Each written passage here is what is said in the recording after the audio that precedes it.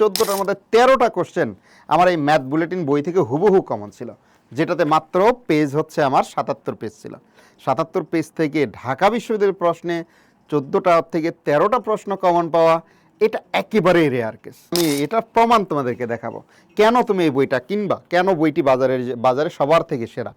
যদি তোমার এই পেজ নাম্বার না মিলে যে এত নাম্বার পৃষ্ঠা এটা আছে কিনা, আমি আমার নাম্বার দিয়ে রাখতেছি, তুমি এই নাম্বারে ফোন দিবা, আমি কি বলবো 10,000 টাকা তোমাকে পুরস্কার দেবো। কেউ যদি এটার মানে প্রবলেম বের করতে পারে যে আমি যা বলছি তার কোনো কথা সত্য বলি নাই, মিথ্যা বলছি, তাহলে তুমি আমার থেকে 10,000 টাকা নিবে। যাও প্রত্যেকেই, যে কেউ যদি এটা নিয়ে চ্যালেঞ্জ দিলাম। আসসালামু আলাইকুম প্রিয় শিক্ষার্থী, আজকে তোমাদের সামনে আমি নিয়ে আসছি ম্যাথ বুলেটিন। ম্যাথ বুলেটিন সম্পর্কে কিছু বলার জন্য আজকে এখানে দাঁড়িয়েছি। এটা তাদের জন্য যারা ঢাকায় বিশ্ববিদ্যালয় সহ অন্যান্য বিশ্ববিদ্যালয়ে হায়ার ম্যাথ আছে, হায়ার ম্যাথে পরীক্ষা দিবা, অর্থাৎ বিশেষ করে সায়েন্সের জন্য, সায়েন্সের যারা হায়ার ম্যাথ পরীক্ষা দিবা তাদের জন্য এটা, এবং বিশেষ করে যারা ম্যাথ নিয়ে ভয় পাও তাদের জন্য। দেখো বইটা একেবারেই ছোট। এটা প্রথম, দেখো এখানে দেওয়া আছে প্রথম প্রকাশ ডিসেম্বর 2023, অর্থাৎ এটা 23 সালে প্রথম প্রকাশ হয়, এবং প্রথম সংস্করণ এবং দ্বিতীয়বার আমরা কাজ করি এটা হচ্ছে সেপ্টেম্বর 2025, অর্থাৎ এই বছরের জন্য। সো আগের বছর এই বইটা ছিল মাত্র 77 পেজ, এই বছরের বইটা পেজ আসছে 101 পেজ, এই সহ একবার ইন্ডেক্স সহ। তার মানে মোটামুটি ধরে নিলাম যে 100 পৃষ্ঠা। ম্যাথের জন্য মাত্র 100 পৃষ্ঠার তাও প্রশ্ন সলভ, এইটুকু পড়ে তুমি এখানে ম্যাথের জন্য একেবারে মিনিমাম 10টা কোশ্চেন তুমি কমন পাইবাই। এখন তুমি বলতে পারো যে ভাইয়া অথবা স্যার যে 10টা প্রশ্ন আমি কমন পাবো, এটা আপনি কীভাবে সিউরিটি দিচ্ছেন? সিউরিটি দিচ্ছি আগের বছরের ইতিহাস থেকে। আমরা এখানে আসছি ঢাকা বিশ্ববিদ্যালয়ে প্রশ্ন নিয়ে অ্যানালাইসিস করার জন্য। ঢাকা বিশ্ববিদ্যালয়ের প্রশ্ন আমার কাছে আছে।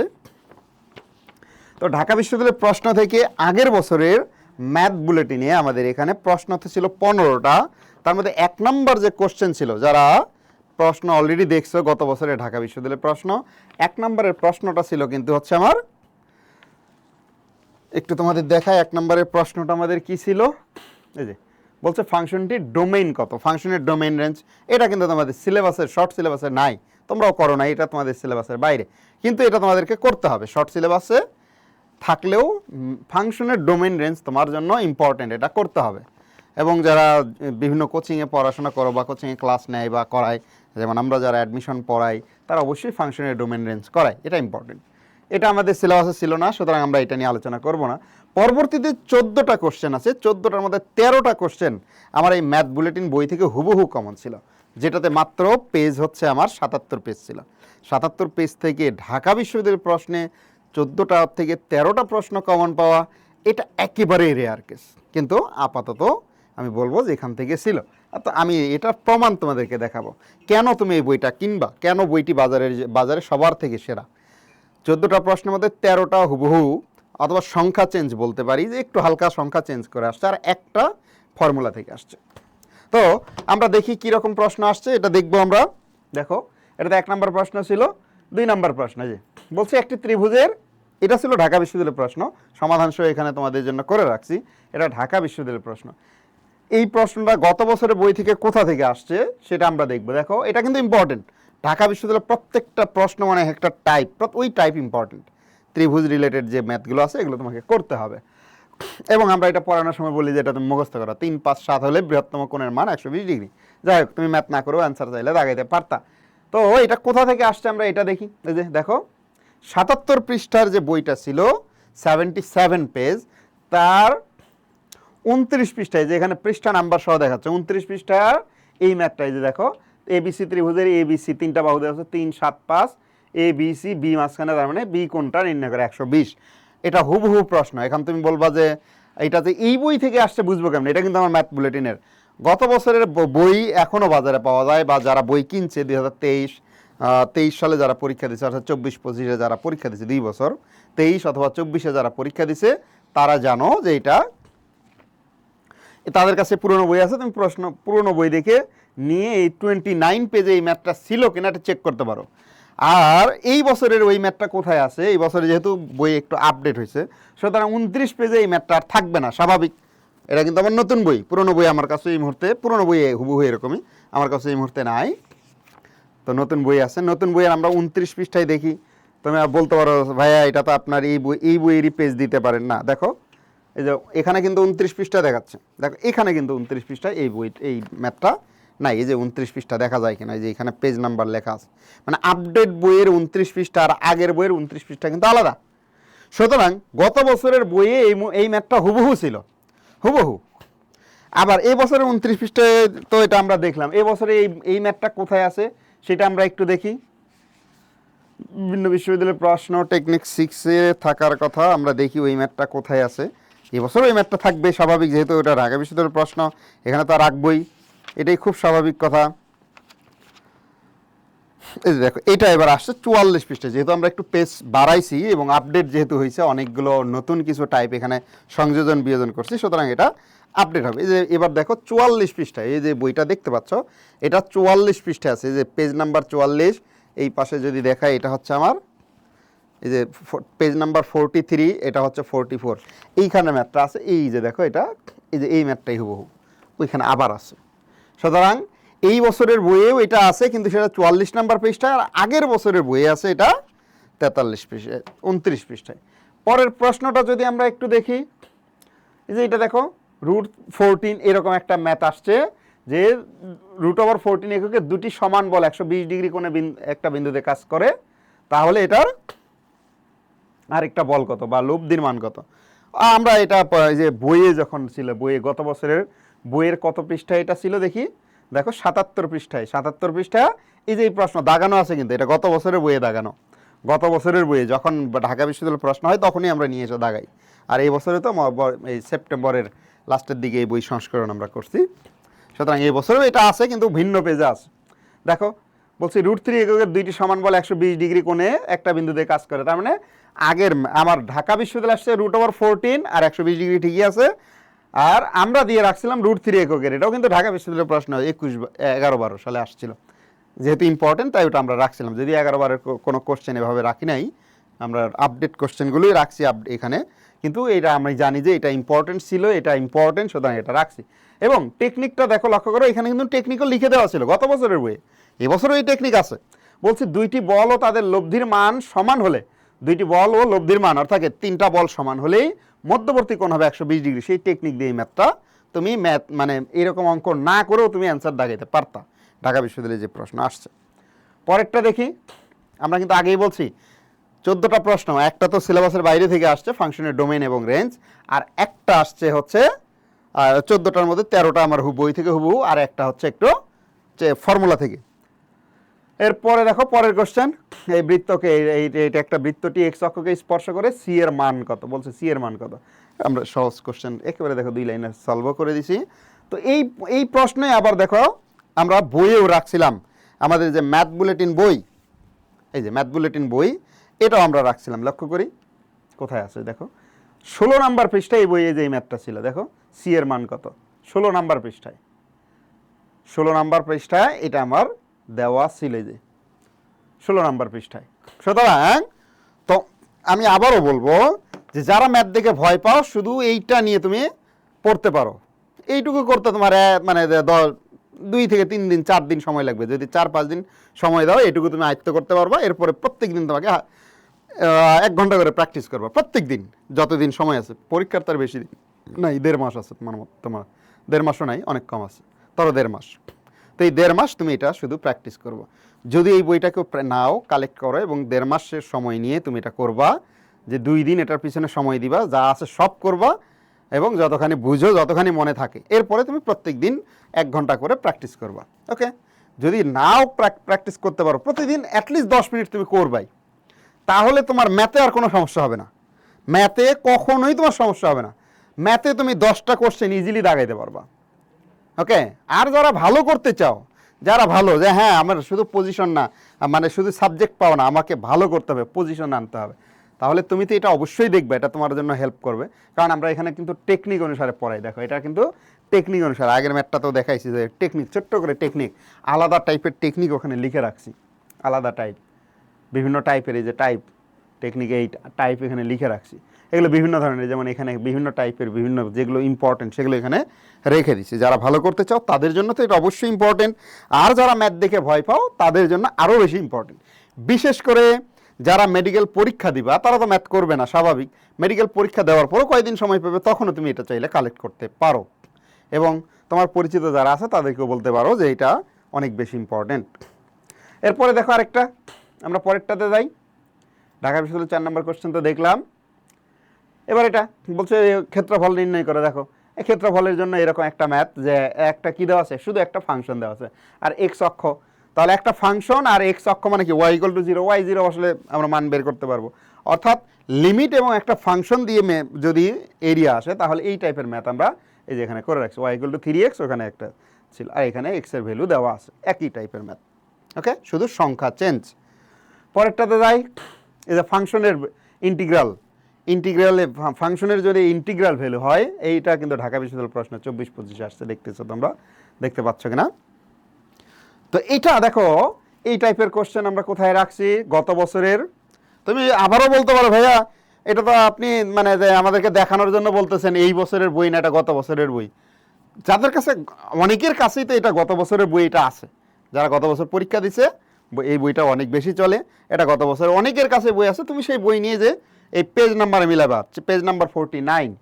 যদি তোমার এই পেজ নাম্বার না মিলে যে এত নাম্বার পৃষ্ঠা এটা আছে কিনা, আমি আমার নাম্বার দিয়ে রাখতেছি, তুমি এই নাম্বারে ফোন দিবা, আমি কি বলবো 10,000 টাকা তোমাকে পুরস্কার দেবো কেউ যদি এটার মানে কোনো মানে প্রবলেম বের করতে পারে, যে আমি যা বলছি তার কোনো কথা সত্য বলি নাই, মিথ্যা বলছি, তাহলে তুমি আমার থেকে 10,000 টাকা নিবে। যাও প্রত্যেকেই, যে কেউ যদি এটা নিয়ে চ্যালেঞ্জ দিলাম, কেউ চ্যালেঞ্জ নিতে পারো যে গত বছরের 40 পেজের, গত বছরের এই ম্যাথ বুলেটিন বইয়ের 49 পেজে এই ম্যাথ ছিল না, অর্থাৎ ঢাকা বিশ্ববিদ্যালয়ে যেটা আসছিল এই যে এইটা।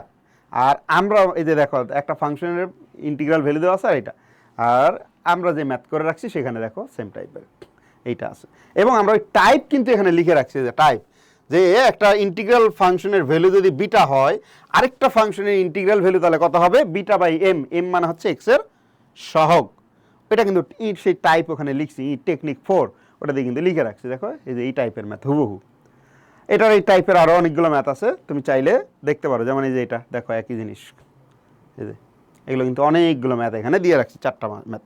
এগুলো তুমি একেবারে এই বই পড়লে তোমার ম্যাথ করতে হবে না, ম্যাথ করে দাগাইতে হয় না, মানে অ্যান্সার দেখে তুমি দাগাইতে পারবা, এত ইজি ম্যাথ।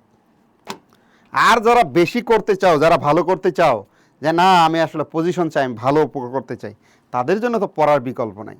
আমি আজকে বলতেছি যারা এটা নিয়ে ম্যাথ নিয়ে মেইনলি ভয় পাও, ম্যাথের যাদের প্রবলেম ফিল করো তাদের জন্য বলতেছি। পরেরটা আমরা দেখি একটু। তাহলে আমরা কিন্তু ইন্টিগ্রাল ভ্যালুর জন্য দেখলাম। তারপরে কোশ্চেন নাম্বার 7 দেখো, sec inverse x cosec inverse x.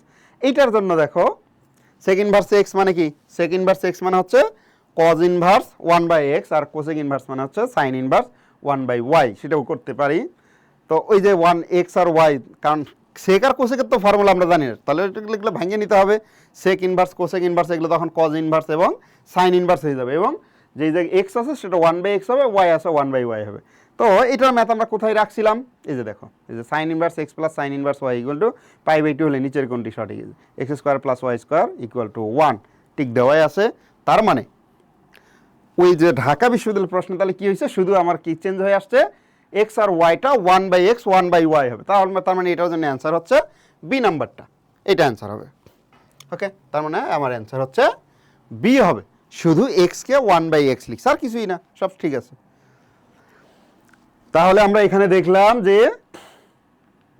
আমাদের বইয়ে ওই ম্যাথটা আছে, গত বছরের বই কিন্তু এবছরে তো অবশ্যই আছে, এবছরে এই টাইপ অবশ্যই আছে, আমরা তো আরও আপডেট করছি, সংযোজন বিয়োজন করছি, এগুলো গত বছর এগুলো দেখাচ্ছি শুধু।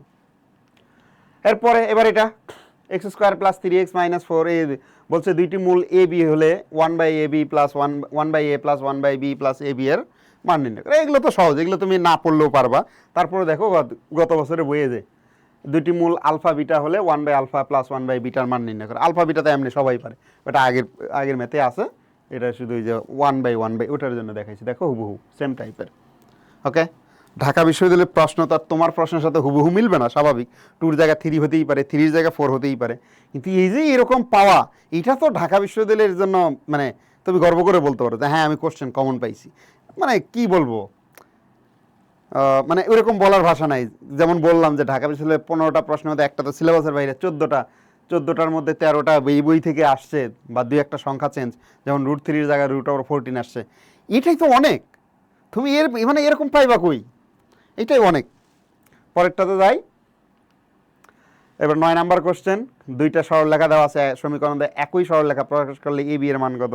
দেখো আমরা এটা কই রাখছিলাম গত বছরের প্রশ্নে 11 পৃষ্ঠায়, দেখো সেম কোশ্চেন, দেখছো এই যে সেম কোশ্চেন, 2টা কোশ্চেনই আছে, 2টা সরলরেখা একই হলে এ বি এর মান কত, 2টার একই হলে এ বি এর মান কত, দেখছো হুবহু সেম কোশ্চেন।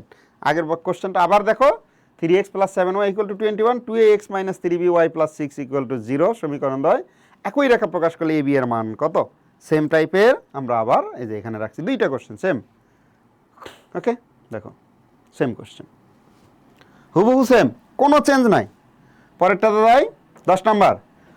অধিবৃত্তের বলছে নিয়ামক দ্বয়ের মধ্যবর্তী দূরত্ব নির্ণয় করো। নিয়ামক দ্বয়ের কি মধ্যবর্তী দূরত্ব, আমরা ফোকাস দ্বয়ের মধ্যবর্তী দূরত্ব রাখছি।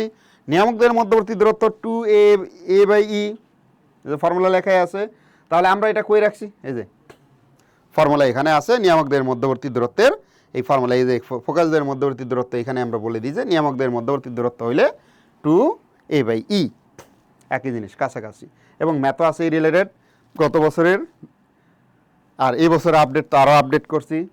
তারপরে ওমেগা কিউব, দেখো এটা হচ্ছে 11 নম্বর কোশ্চেন ছিল, সেটা আমার বই থেকে দেখো সেম কোশ্চেন হুবহু, 1 + ω - ω² ইন্টু ω + ω² - 1 ইন্টু ω² + 1 - ω, অর্থাৎ 2টা করে প্লাস 1টা করে মাইনাস।